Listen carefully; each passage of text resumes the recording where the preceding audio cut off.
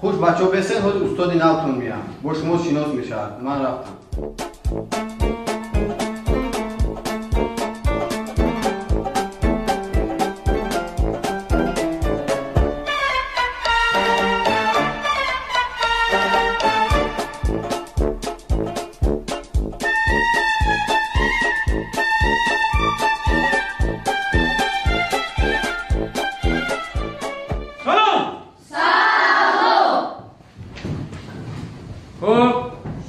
شکر عزیز من علاقه من مرا با شما شناس کردم نه معلم تویل فضلو من این نظر موضوعی ما یعنی درس فقه تربیه بی انا که ما چه کردم در کار سروان درباره ادب و آداب رفتار گشت از خانه به مکتب از مکتب به خانه آمدن کم درباره شما صحبت نگیرم و بعد از آن شناسایی با شاگردها با شاگرد رحمت سلامت باشید خب انا که از ما یک میپرسم شما را رجب سهیلی دوسته بگو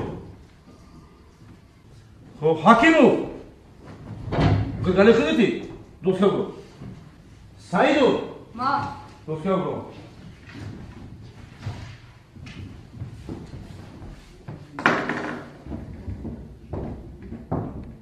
راست به این قدم ریکوری چند سال خونده استوی 17 سال شما قدی که خونده 17 سال چی؟ قطعی نمی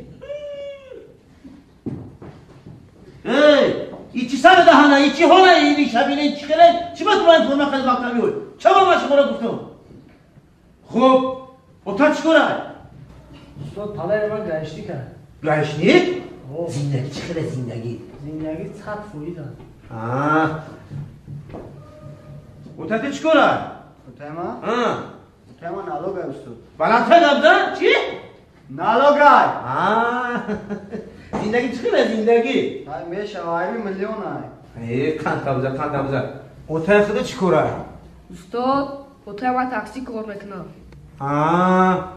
زندگی چی خیلی زندگی؟ استاد اگر اوتای هر دمه نمیشید کو زندگی ما هم تنج میشید